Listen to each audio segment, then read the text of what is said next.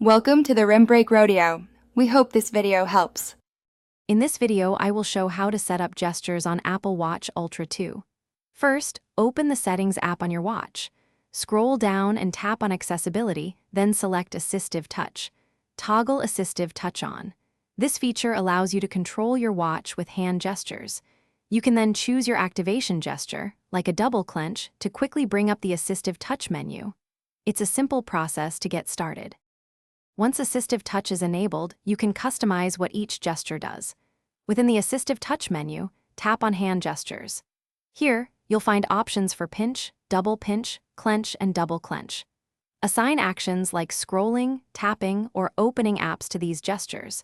You can also adjust the tracking sensitivity to ensure your watch accurately recognizes your movements, making your interactions smooth and intuitive. Don't forget to check out quick actions for common tasks. Beyond basic gestures, your Apple Watch Ultra 2 offers advanced features. The motion pointer allows you to navigate the screen by tilting your wrist, providing precise control. You can even create custom gestures for specific actions or to launch your favorite applications, tailoring the experience exactly to your needs. Additionally, the auto scroll feature lets you browse long lists or articles hands-free, simply by holding your wrist in a certain position. These tools truly enhance your watch interaction.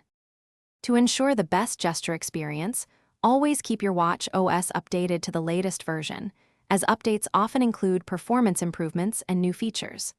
Practice your gestures in various settings to improve recognition accuracy, whether you're sitting still or on the go. If you ever find your gestures aren't working as expected, a quick reset of the Assistive Touch settings can often resolve the issue. Enjoy the convenience of hands-free control. Thanks for watching. Consider subscribing if we helped you.